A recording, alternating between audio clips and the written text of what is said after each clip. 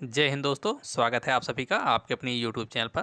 दोस्तों, आज के इस वीडियो में हम लोग हिंदी के मोस्ट इम्पॉर्टेंट क्वेश्चन को डिस्कस करेंगे, जो कि आपके आने वाले लगभग सभी कॉम्पिटेटिव एग्ज़ाम जिसमें हिंदी से संबंधित क्वेश्चन पूछे जाते हैं, उन सभी एग्ज़ाम्स के लिए सारे क्वेश्चन बहुत ही इंपॉर्टेंट हैं। चलिए शुरू करते हैं इस वीडियो को। क्वेश्चन है, 3 बेर खाती थी वे 3 बेर खाती हैं में कौन सा अलंकार है।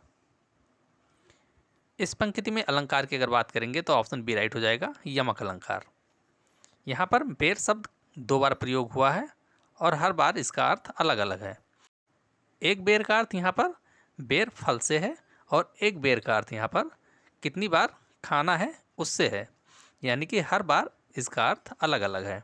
तो यहाँ पर यमक अलंकार हो जाएगा। बात करें ऑप्शन सी अनुप्रास अलंकार की, तो जिस पंक्ति में वर्ण की आवृत्ति बार बार होती है वहाँ पर अनुप्रास अलंकार होता है। अगला क्वेश्चन, निम्नलिखित में से कौन सी कबीरदास की कृति है। तो ऑप्शन बी राइट हो जाएगा, बीजक। बीजक ये कबीरदास की कृति है। मृगावती की अगर बात करेंगे तो ये वृंदावन लाल वर्मा जी की रचना है। पद्मावत ये मलिक मोहम्मद जायसी जी की रचना है, जबकि सूरसागर ये सूरदास जी की रचना है। अगला क्वेश्चन, निम्नलिखित में से भौरा का तत्सम है। बात करें भौरा के तत्सम की तो यहाँ पर ऑप्शन बी राइट होगा, भ्रमर ये भौरा का तत्सम है। निम्न में से कौन सा सांप का पर्यायवाची शब्द नहीं है। सांप के पर्यायवाची की अगर बात करेंगे तो ऑप्शन डी राइट हो जाएगा, पाणी। पाणी ये सांप का पर्यायवाची नहीं है, जबकि अहि, पन्नग और भुजंग ये तीनों ही सांप के पर्यायवाची शब्द हैं। अगला क्वेश्चन, जेब कतरा में कौन सा समास है। जेब कतरा में समास की बात करें तो यहाँ पर ऑप्शन सी राइट हो जाएगा, तत्पुरुष समास।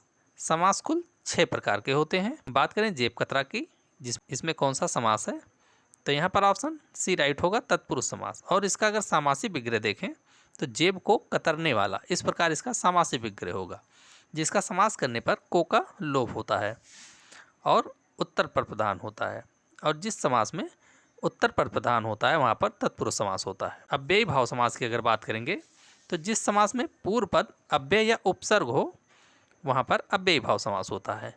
द्वंद्व की बात करें तो जिस समास में दोनों पद प्रधान होते हैं वहाँ पर द्वंद्व समास होता है। जैसे माता पिता की बात करें, दिन रात की बात करें, इसका समासिक विग्रह करेंगे तो दिन और रात, माता और पिता, इस प्रकार इसका समासिक विग्रह होगा।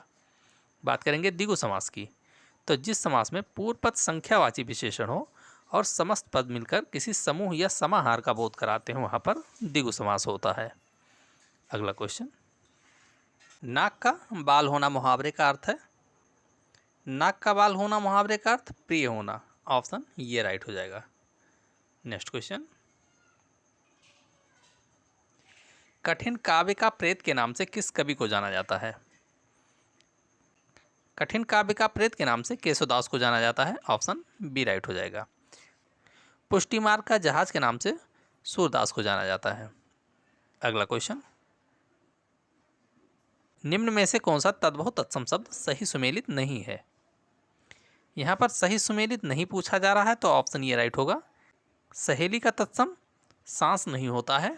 और ऑप्शंस की अगर बात करें तो सरसों का तत्सम सरसप होता है, सोनार का तत्सम स्वर्णकार होता है और सांचा का तत्सम सच्चक होता है। ये तीनों सही सुमेलित हैं, जबकि क्वेश्चन में जो सही सुमेलित नहीं है उसे पूछा जा रहा है तो ऑप्शन ये राइट हो जाएगा। तद्भव शब्द वो होते हैं जो संस्कृत से आए हुए होते हैं लेकिन कुछ परिवर्तन के साथ हिंदी में प्रयोग किए जाते हैं, वो तद्भव शब्द होते हैं। तत्सम शब्द की अगर बात करें तो जो शब्द संस्कृत से आए हुए होते हैं बिना किसी परिवर्तन के हिंदी में भी वैसे के वैसे प्रयोग में लाए जाते हैं, वो तत्सम शब्द होते हैं। नेक्स्ट क्वेश्चन, पुत्र का पर्यायवाची शब्द है। पुत्र के पर्यायवाची की बात करेंगे तो आत्मज हो जाएगा, ऑप्शन बी राइट है। सुई का पर्यायवाची सूचिका है। अगला क्वेश्चन, निम्न में से कौन सा अर्पित का विलोम शब्द है। अर्पित का विलोम ग्रहित होता है, ऑप्शन बी राइट हो जाएगा। अज्ञ का विलोम विज्ञ होता है। जोड़ का विलोम घटाव होता है। अगला क्वेश्चन, देवार्चन में कौन सी संधि है? देवार्चन में संधि की बात करें तो इसमें दीर्घ संधि है। ऑप्शन सी राइट हो जाएगा। देवार्चन का अगर संधि विच्छेद करेंगे तो इसका संधि विच्छेद देव धन अर्चन, इस प्रकार इसका संधि विच्छेद होगा। संधि की बात करेंगे तो इसमें दीर्घ स्वर संधि है। संधि कुल 3 प्रकार की होती हैं, स्वर संधि, व्यंजन संधि और विसर्ग संधि। देवार्चन की बात करें तो ये स्वर संधि का ही एक प्रकार है जो कि दीर्घ स्वर संधि है। स्वर संधि भी 5 प्रकार की होती है, जिसमें दीर्घ संधि, वृद्ध संधि, यण संधि, गुण संधि और अयादि संधि, ये 5 प्रकार के स्वर संधि के भेद होते हैं। नेक्स्ट क्वेश्चन, सर्वनाम कितने प्रकार के होते हैं? सर्वनाम की अगर बात करें तो सर्वनाम 6 प्रकार के होते हैं। ऑप्शन बी राइट हो जाएगा। 6 प्रकार की अगर बात कर लें, पुरुषवाचक सर्वनाम, निश्चयवाचक सर्वनाम, अनिश्चयवाचक सर्वनाम, संबंधवाचक सर्वनाम, प्रश्नवाचक सर्वनाम और निजवाचक सर्वनाम, ये 6 प्रकार के सर्वनाम होते हैं। संज्ञा 5 प्रकार की होती है। कारक 8 प्रकार के होते हैं। अगला क्वेश्चन, निम्न में से वर्तनी की दृष्टि से कौन सा शुद्ध शब्द है? वर्तनी की दृष्टि से अगर बात करेंगे तो यहाँ पर ऑप्शन सी राइट हो जाएगा, आशीर्वाद। वर्तनी की दृष्टि से ये शुद्ध शब्द है, आशीर्वाद, इसी प्रकार इसकी वर्तनी होती है। अगला क्वेश्चन, पा वर्ग का उच्चारण स्थान है। पा वर्ग के उच्चारण स्थान की अगर बात करेंगे तो ऑप्शन सी राइट होगा, ओष्ठ। पा वर्ग के जितने भी वर्ण हैं उन सभी का उच्चारण स्थान ओष्ठ है। तालु की बात करें तो चा वर्ग के जितने भी वर्ण होते हैं उन सभी का उच्चारण स्थान तालु होता है, जबकि टा वर्ग के जितने भी वर्ण होते हैं उन सभी का उच्चारण स्थान मूर्धा होता है। तो दोस्तों, ये वीडियो कैसा लगा इसे कमेंट बॉक्स में ज़रूर बताएं। अगर वीडियो पसंद आया हो तो वीडियो को लाइक करें, शेयर करें और चैनल को जरूर सब्सक्राइब करें। धन्यवाद।